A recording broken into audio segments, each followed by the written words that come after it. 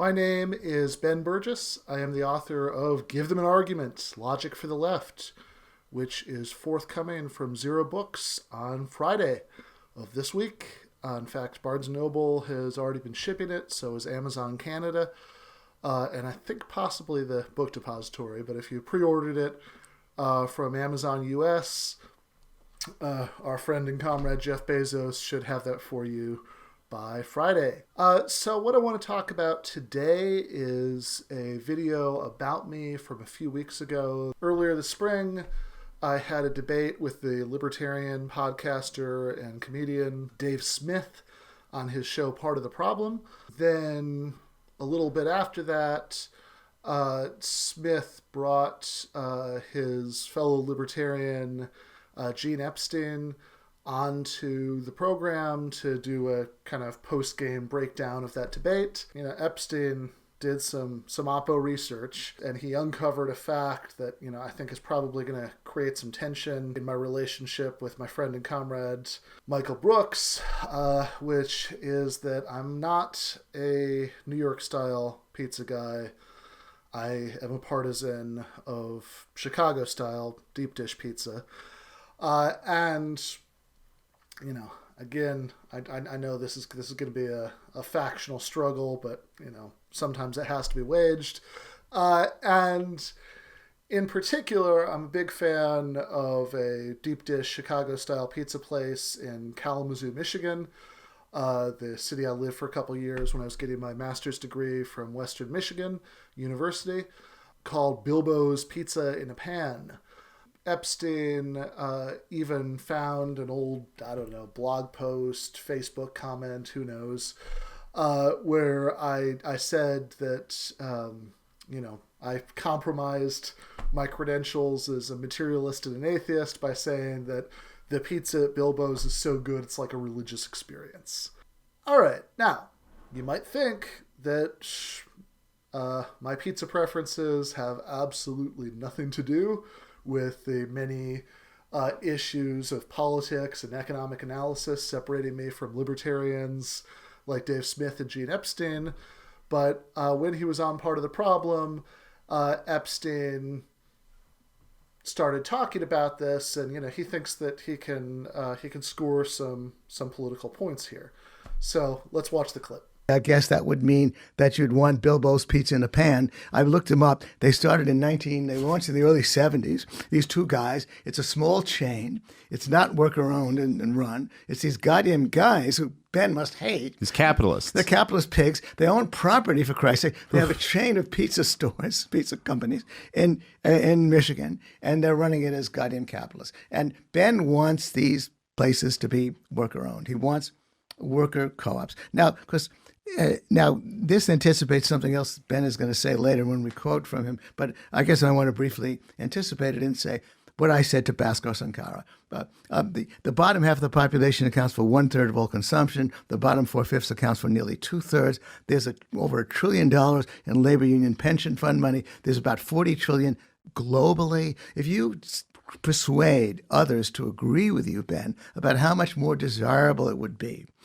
to become a part of a worker-owned company, a worker-owned pizza company. By the way, Ben, there's nothing patented about the deep dish pizza. You should start that. That's your passion. It's a religious experience for you. Do it. First of all, when he says that I must hate these people because they're capitalist pigs because they own a pizza place, this is both something I've addressed before, and also, frankly, this makes me worry a little bit. So Epstein seems like a smart guy, but this clip makes me think that he really hasn't gotten out enough. He hasn't talked to enough leftists. He has a very shallow understanding of left-wing politics. And in particular, the difference between a left-wing structural analysis of an unjust economic system and individual moralism, or, an analysis of what's wrong with the world that's about individual people being bad and having bad ideas in their heads and acting on those ideas as the only source of problems in the world. So this is something that I addressed in a video called Kant's Categorical Imperative Leads to Socialism, where I made the argument that if you think about Kant's second formulation of the categorical imperative, not treating other people merely as means to an end, but taking them seriously as ends in themselves. That the sort of moral consideration that Kant is getting at there can be used as the basis for an argument for socialism, for workers' control of the means of production. And to make that point, I contrast the way that inviting somebody to be a co-equal participant in a worker-owned enterprise, whether a workers' cooperative under capitalism, or perhaps the kind of workers' self-directed enterprise that Richard Wolff talks about in his book Democracy at Work, that he thinks would be the basic economic unit, and in the kind of socialist society that he envisions, that, if you're inviting somebody to be a co-participant in that, okay, you're using them as a means to an end, but you're also taking them seriously as an end in themselves, who's just as important as you are, as opposed to taking advantage of somebody's economic desperation to get them to agree to a standard capitalist employment bargain, where in exchange for having means of livelihood, or to put that differently, in exchange for being allowed to keep part of what you produce with your labor, you have to agree as a worker to a totalitarian level of control over your every action for half of your waking life, 5 days a week at least. And I say, okay, well, in both cases, you're using somebody as a means to an end, but when Kant talks about merely using somebody as a means to an end, reducing somebody to a mere means to an end, as opposed to taking them seriously as an end in themselves, as someone who's as morally important as you are, that sort of cooperative model seems to fall onto the right side of that distinction, as opposed to the traditional capitalist business model. But then at the end of the video, I addressed this question of whether that means that anybody who starts a business the capitalist way, following the rules of the society in which we live, does the culturally normal thing, the thing that's that the whole system is set up to make it easy to do, and starts a traditional hierarchical business rather than workers' cooperative, whether that makes them a bad person. So here's what I said in that video. All right, final point about moralism. Is this moralistic in the bad sense? And this goes back to the first objection, the sort of ordinary guy in the street objection. Hey, wait a second. Are you saying that, like, everybody who owns a corner bar or bookstore where they do half the work, etc., but it's organized as traditional capitalist business, is a terrible person? No, not at all. Here's an analogy that I find helpful for that. Think about the legal doctrine of coverture. So this was the prevailing doctrine in the United States and a lot of other countries, certainly until late in the 19th century, and there were remnants of it until well into the 20th century. It's really the 1970s when the last pieces of this kind of get swept away by the courts, that a lot of the legal rights of a married woman passed over to her husband. Now, I think that an egalitarian marriage contract is much more clearly a recognition of the woman you're proposing marriage to as an end in herself, than one based on this oppressive notion of coverture. Does that mean that every man who asked a woman to marry her before this odious legal doctrine was gotten rid of was doing something wrong? Does that mean that every woman who accepted before this odious legal doctrine was gotten rid of was failing to stand up for herself in an objectionable way? Not necessarily. This was the prevailing cultural and societal norm. It's understanding, people want to go about their lives. They want to do things like start businesses, get married. In and of itself, that doesn't make you a horrible person. What matters, our focus, what we center, shouldn't be what this says about the individual virtue of people who participate in flawed institutions. Our focus should be on a moral critique of the institutions themselves, And that's what I've tried to offer right here. All right. So I want to talk now about Gene's deeper point, not my whether or not I hate the capitalist pigs who own my favorite pizza place, or whether, in fact, hating individuals for benefiting from certain social structures is the point of socialist politics, as opposed to making things not about people and individual moral failings at all, but about how we could restructure the larger system in which all of us live our lives together in a better direction. But putting all that aside, let's think about the core of his critique, which seems to be this. Hey, if it would be better if we had an economy based on workers' control of economic enterprises, and then why not just try to achieve that by playing the rules of the free market game? In other words, why, as Epstein puts it elsewhere in the video, why use the iron hand of the state to expropriate capitalist property and transfer it to the hands of the workers, rather than just doing a GoFundMe or redirecting those union pension funds to start cooperative businesses, for example. Okay, so what's wrong with that? Is the reason that workers' cooperatives don't currently dominate the economy because they're less efficient or they're less productive? Well, depends what you mean. There's a tremendous body of research that shows that workers' cooperatives are, at least in certain respects, more productive. Once you eliminate that distinction between labor and management, you don't sort of have to put all that effort into kind of policing everybody all the time that private companies do. In that respect, they're more efficient. All right.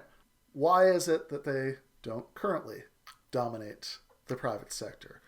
Well, one interesting thing to look at is that the research seems to show that the death rate of workers' co-ops is about the same as the death rate of traditional capitalist businesses. In other words, once one exists, it lasts for about as long.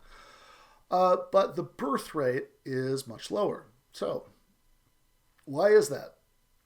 Well, one painfully obvious reason is that it's a lot easier to attract investors for a traditional capitalist business because what you can give back to them is an actual share of ownership of the company and those profits ongoing.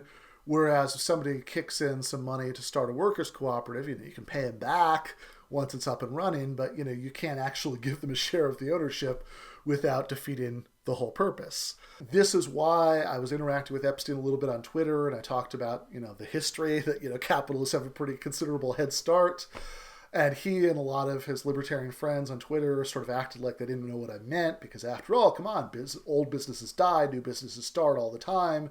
It's not like, Walmart existed 200 years ago. What am I talking about here? Well, again, it's not that the particular businesses, but that because you want to get starter funds from people who already have a big share of society's wealth, then it's much easier to attract it if you can repay them with actual ownership shares, which is why one of the reasons that capitalists control the means of production is self-perpetuating. Another one is that there is actually a pretty obvious way that traditional capitalist businesses have a competitive edge over cooperatives, in much the same way that businesses that use slave labor had a competitive edge over businesses using free labor, that you couldn't just eliminate slavery by outcompeting the slave plantations in the cotton market. That wouldn't have worked. Said, let's just outcompete them and they'll all go out of business. No, because there is this considerable competitive edge if you don't have to pay people. And similarly, when even though once you've got a co-op up and running, it can last for just as long.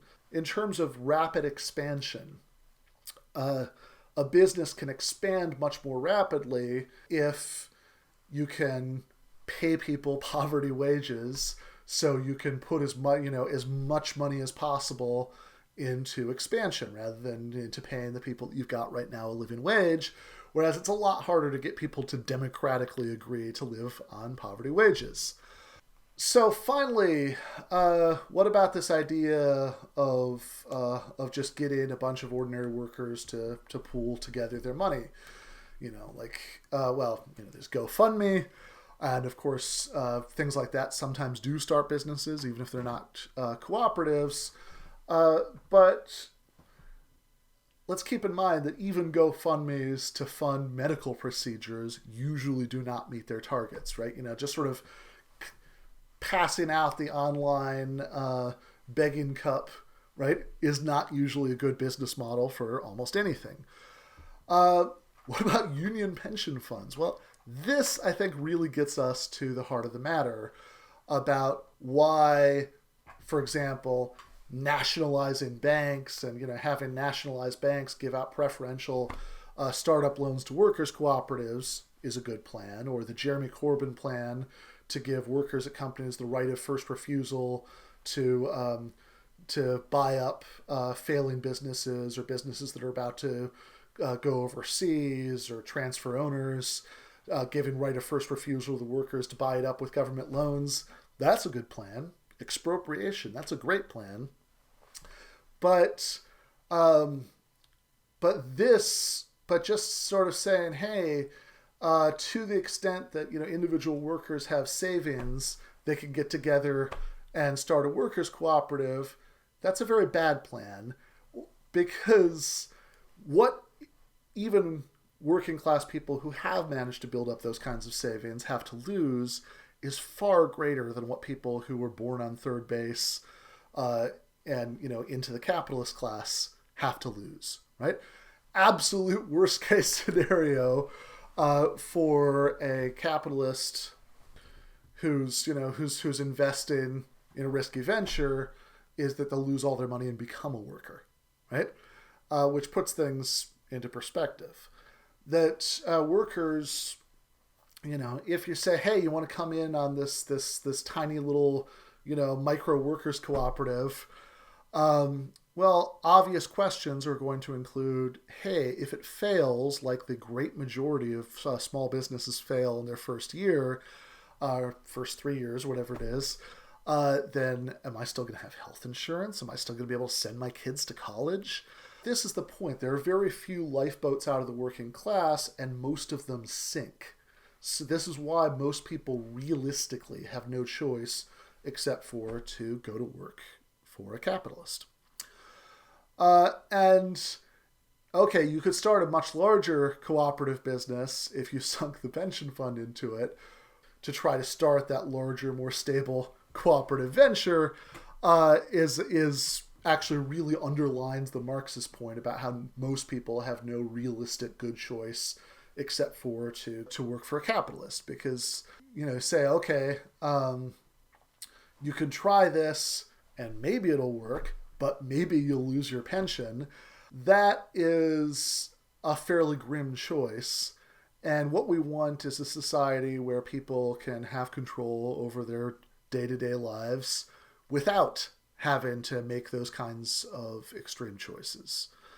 So really the question, when considering everything from nationalizing banks and using those to preferentially bump up workers' cooperatives, to the Jeremy Corbyn sort of plan that I mentioned earlier, to outright expropriation, really when it comes to why Gene Epstein thinks that those things are worse ideas than asking people to gamble away their retirement, this really shows that the underlying issue between me and him isn't that he's more creative about how you could the ways that we could get to some common goal that we have.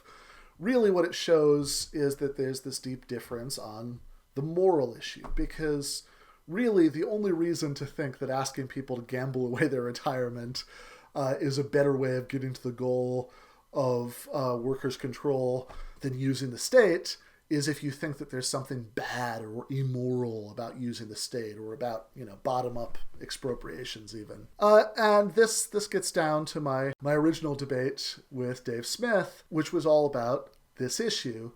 And if you think that it's bad to expropriate businesses from their current owners, or even to use taxpayer-funded schemes to try to shift the ownership structures, in that sort of more moderate social democratic, path to that goal. If you think these things are wrong, that must be because you think that expropriation or even taxation, for these redistributive ends, is a violation of the current owner's property rights. And this was really one of the frustrating things about that debate with Dave Smith, because he admitted at one point that the economic history of the real world is absolutely nothing like what it would have to be for the libertarian stories about where property rights come from to make sense.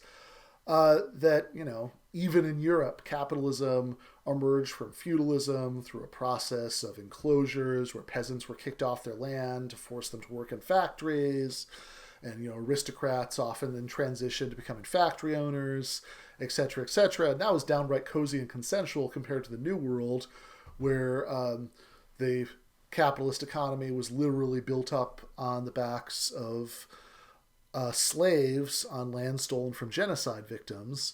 So Smith happily admitted all this, but I couldn't quite get him to take that extra jump to say, well, hold on, if that's true, though, according to your theory, according to your libertarian theory, there's no particular reason that existing property claims should be respected, right? It's one thing to say, hey, we might wish that there was a more equal distribution, but whatever distribution we get is fine as long as it comes about the right way. I get that. I disagree with it, but I get it. But I don't get how you can say that and then say, yeah, but even though it didn't come about the right way, it's still sacrosanct. We still have to accept the divine right of capitalists that, that everybody has this sacred right to every penny in your bank account that totally overrides the right to healthcare, the right to education, or, as in the workers' control debate, the right of everybody to have as much control as possible over their day-to-day lives. On Thursday, there is going to be a special extra video because the release date for the book is on Friday. So on Thursday, there's going to be a video preferring a debate invitation to a frequent object of my criticisms here. So wait for that on Thursday. We'll have to see whether he accepts. If you want more, or you can't wait till Thursday, head over to my new Patreon. That's patreon.com/Ben Burgis, BenBurgis, where you can get both short public YouTube videos that I do every day, that I post on the Patreon, little kind of 5-minute daily dose of logic, leftism, and other nutritious content videos, or you can become a patron and get 2 short essays every week, plus an extra video. The one last week, the initial video, was a live stream discussion with my fellow Zer0 Books author, Matt McManus, about socialism and the Republican conception of liberty. So, again, head over there if you'd like some extra content. But meanwhile, I will see you back here on Thursday for that special extra video.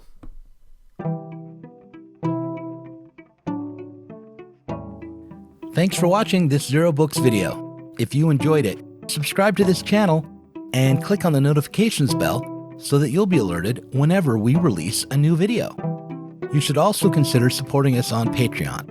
Our patrons get access to our Inside Zer0 Books podcast every week and can get access to the Zer0 Books book club and help us to continue making online content from the left.